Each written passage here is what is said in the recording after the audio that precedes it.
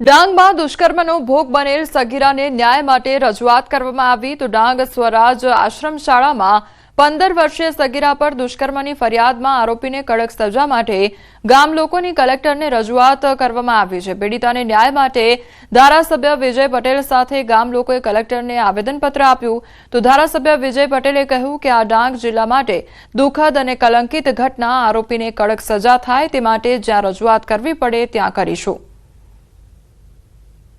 खूब आक्रोश है कि आ डांग माटे खूब खराब घटना बनी है। त्यारे आ डांगना तमाम लोग एक निर्णय कर्यो छे कि जे पण व्यक्तिए आ खराब दुष्कर्म कर्यो छे एवा ने एने सजा मळवी जोईए अने जे दीकरी छे दीकरीना परिवारने पण न्याय मळवो जोईए।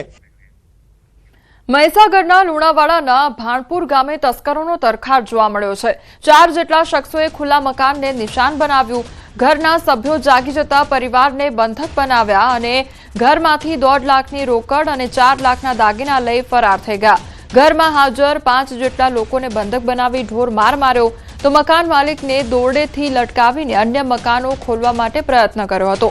સંઘર્ષ કરતા મકાન માલિકને પગના ભાગે તીક્ષ્ણ હથિયારથી હુમલો કરવામાં આવ્યો તો ઘરના સભ્યોના મોબાઈલ ફોન પણ પડાવી લીધા હતા અને કટર વડે જાળી કાપીને 4 જેટલા તસ્કરો ઘરમાં ઘૂસી ગયા હતા।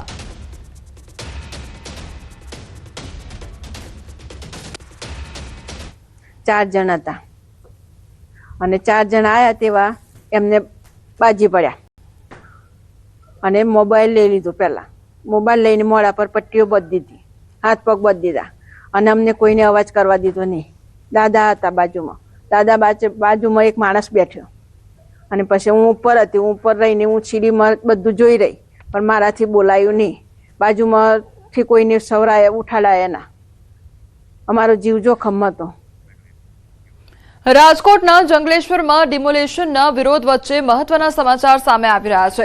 ડિમોલેશનનો વિરોધ કરનાર ભાજપના કોર્પોરેટર નરેન્દ્ર ડવનો પત્ર સામે આવ્યો છે। નરેન્દ્ર ડવે જ નદી કાંઠાના દબાણો દૂર કરીને ટીપીનો રોડ ખુલ્લો કરવા માટે પત્ર લખ્યો હતો તો મુખ્યમંત્રીને સંબોધીને લખવામાં આવેલો પત્ર વાયરલ થયો છે।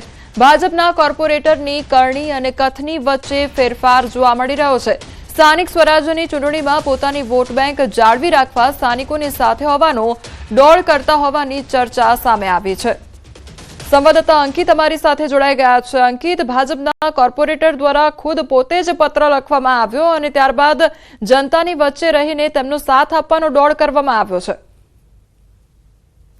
ચોક્કસ ખાસ કરીને વાત કરવામાં તો આજરોજ સવારે ન્યૂઝ 18 ગુજરાતી સાથેની વાતચીતમાં વોર્ડ નંબર 18 ના જે કોર્પોરેટર છે નરેન્દ્ર ડવ તેમના દ્વારા પોતે સ્થાનિકોની સાથે છે અને પોતે જંગલેશ્વર વિસ્તારના લોકોની સાથે છે અને ડિમોલેશનનો પોતે વિરોધ કરી રહ્યા છે તેવું વાતચીતમાં જણાવ્યું હતું। જો કે ત્યારબાદ જે ભાજપના જે કોર્પોરેટર છે નરેન્દ્ર ડવ તેમનો એક પત્ર સામે આવ્યો છે અને નરેન્દ્ર ડવ દ્વારા પોતાના લેટર હેડ ઉપર નદી કાંઠાના જે દબાણો દૂર કરીને ટીપીનો રોડ ખુલ્લો કરવા બાબતે મુખ્યમંત્રીને સંબોધિત જે પત્ર લખવામાં આવ્યો છે, આ પત્ર છે તે વાયરલ થયો છે અને આ વાયરલ થયેલા પત્રને આધારે ભાજપના કોર્પોરેટરની કરણી અને કથણી વચ્ચે ફેરફાર હોવાનું છે તે સામે આવ્યું છે। ત્યારે હાલ આગામી મહિનાઓમાં સ્થાનિક સ્વરાજ્યની ચૂંટણી આવી રહી છે ત્યારે પોતાની વોટ બેંક જાળવી રાખવા માટે સ્થાનિકો સાથે પોતે દોડ કરતા હોવાની ચર્ચા છે તે પણ હાલ શરૂ થઈ છે।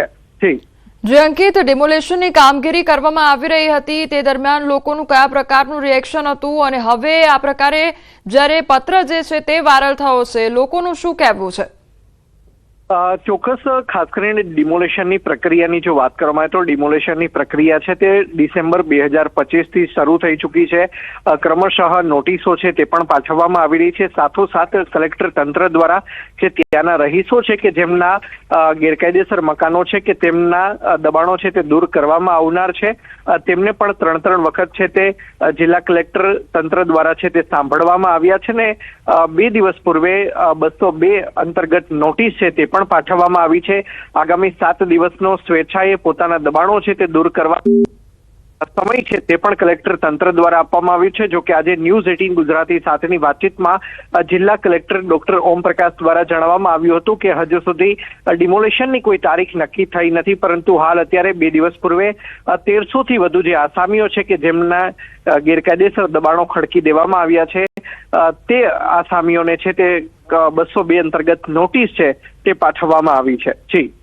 જી અંકિત, એટલે એક તરફ નોટિસો પાઠવવામાં આવી રહી છે તેની કામગીરી પણ કરવામાં આવનાર છે, એટલે અહીંયા શું લાગી રહ્યું છે કે આ જે દોડ કરવામાં આવ્યો છે માત્ર શું પોતાના મતો જે છે તે સાચવવા માટે, વોટ બેંક સાચવવા માટે આ દોડ કરવામાં આવી રહ્યો છે? ચોક્કસ વોટ બેંક સાચવવા માટે જ દોડ કરવામાં આવ્યો હોય તેવું લાગી રહ્યું છે, કારણ કે 15 થી 20 દિવસ પૂર્વે કોંગ્રેસ દ્વારા અહીંયા જંગી જનસભાનું છે તે આયોજન કરવામાં આવ્યું હતું ને જેમાં કોંગ્રેસના પ્રદેશ કક્ષાના જે નેતાઓ છે, જિગ્નેશ મેવાણી સહિતના નેતાઓ છે તે પણ આવી પહોંચ્યા હતા. સાથોસાથ વાત કરવામાં આવે તો જંગલેશ્વર વિસ્તારમાં આવેલા જે ક્રિષ્ના ચોક છે, આ ક્રિષ્ના ચોક ખાતેથી રેલી છે તે સોરઠિયાવાડી સર્કલ સુધી પહોંચી હતી. સાથોસાથ કોંગ્રેસના જે ગુજરાત પ્રદેશના જે નેતાઓ છે તેમને જિલ્લા કલેક્ટરને આવેદનપત્ર પણ પાઠવ્યું હતું ને સાથોસાથ જ્યાં સુધી અહીંના જે ગેરકાયદેસર દબાણકર્તાઓ છે તેમને વૈકલ્પિક જગ્યા જ્યાં સુધી તંત્ર દ્વારા ફાળવવામાં ન આવે ત્યાં સુધી તેમના મકાનો હટાવવામાં ન આવે, તેમના મકાનો જે છે તે તોડી પાડવામાં ન આવે તે પ્રકારની રજૂઆત છે તે ખાસ કરીને કોંગ્રેસ દ્વારા છે તે કરવામાં આવી હતી.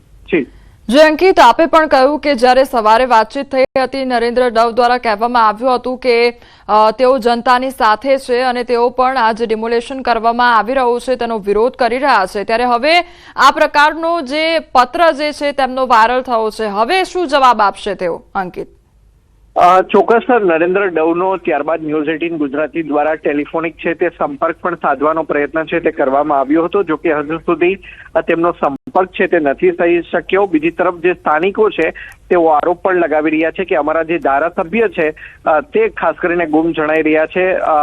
જંગલેશ્વર વિસ્તાર છે કે જે વિધાનસભા 68 એટલે કે જે વિધાનસભા પૂર્વ વિધાનસભા બેઠક ગણવામાં આવે છે કે જ્યાંના ધારાસભ્ય હાલ ઉદય કાનગડ છે, ત્યારે ઉદય કાનગડ પણ અમારી વહારે નથી આવ્યા, આ પ્રકારનો આરોપ છે તે સ્થાનિક દ્વારા છે તે લગાવવામાં આવ્યો છે. બીજી તરફ ખાસ કરીને વાત કરવામાં તો જિલ્લા કલેક્ટરે સ્પષ્ટપણે જણાવી દીધું છે કે જે કંઈ પણ કામગીરી થઈ રહી છે તે કાયદાના નીતિ નિયમ મુજબ છે તે કરવામાં આવી રહી છે. ડિસેમ્બરથી જે તમામ જે સ્થાનિકો છે, ખાસ કરીને જે દબાણકર્તાઓ છે કે વર્ષોથી જે આજી નદીના કાંઠે જે દબાણકર્તાઓએ પોતાના મકાનો છે, પોતાની ઓરડીઓ છે તે બનાવી લીધા છે ને અંદાજિત 25 થી કોઈ 25 વર્ષથી વસવાટ કરી રહ્યું છે, કોઈ 30-35 વર્ષથી, કોઈ 40 વર્ષથી વસવાટ કરી રહ્યું છે. આ પ્રકારના જે દબાણકર્તાઓ છે તેમના દબાણો છે તે દૂર કરવામાં આવશે, કારણ કે જ્યારે ચોમાસું આવે છે ત્યારે આજી નદીમાં બે કાંઠે વહેતી હોય છે, ત્યારે આ પ્રકારની જે નદીના પટમાં જે લોકોના ઓરડા આવેલા છે, તેમની ઓરડીઓ આવેલી છે, તેમના મકાનો આવેલા છે, તેમાં પાણી પણ ઘૂસી જવાનો બનાવ છે તે સામે આવતો હોય છે અને તેના જ કારણે તંત્ર દ્વારા જે તમામ જે લોકો છે કે જે નીચાણવાળા વિસ્તારોમાં રહે છે તેમનું રેસ્ક્યુ કરવા સહિતની ફરજ છે તે પણ પડતી હોય છે. જી અંકિત, સમગ્ર માહિતી બદલ આપનો આભાર. તો રાજકોટની આ ઘટના કે જ્યાં હવે ડિમોલેશનની કામગીરી કરવામાં આવનાર છે અને તે પહેલા ડિમોલેશનને લઈને વિરોધ જોવા મળી રહ્યો છે, લોકો દ્વારા અનેક રજૂઆતો પણ કરવામાં આવી છે. તો બીજી તરફ ભાજપના જે કોર્પોરેટર છે તેમના દ્વારા વાતચીત કરવામાં આવી હતી કે હું જનતાની સાથે છું અને મારા દ્વારા પણ આ જે ડિમોલેશનની કામગીરી છે તેનો વિરોધ કરવામાં આવી રહ્યો છે, પરંતુ વાસ્તવિકતા કંઈક બીજું જ દર્શાવી રહી છે, કારણ કે તેમનો જ પત્ર જે છે, જે રજૂઆત તેમના દ્વારા કરવામાં આવી છે, દબાણ જે હટાવવાની વાત કરવામાં આવી છે, તે પત્ર હાલ વાયરલ થઈ રહ્યો છે. રાજકોટના વેશ્યામાં માતાની છેડતીનો બદલો લેવા પુત્રએ યુવકની હત્યા કર્યાની ઘટના સામે આવી છે. નાના માત્ર ગામના મૃતકે અગાઉ આરોપીની માતાનો હાથ પકડી છેડતી કરી હતી, જેની અદાવત રાખીને મૃતક પર કાર ચઢાવી હત્યા કરી દેવામાં આવી છે. જ્યારે તેની દીકરી પણ ઇજાગ્રસ્ત થતા તેને સારવાર અર્થે ખસેડવામાં આવી છે. તો ઘટનાની જાણ થતાં જ પોલીસે આરોપીની ધરપકડ કરી કાયદેસરની કાર્યવાહી હાથ ધરી છે. તો રાજકોટનો આ મામલો સામે આવ્યો છે કે જ્યાં છેડતીની ઘટનામાં હત્યાને અંજામ આપી દેવામાં આવ્યો છે અને માતાની છેડતીનો બદલો લેવામાં આવ્યો હતો. પુત્ર દ્વારા યુવકની હત્યા કર્યાની આ ઘટના સામે આવી છે.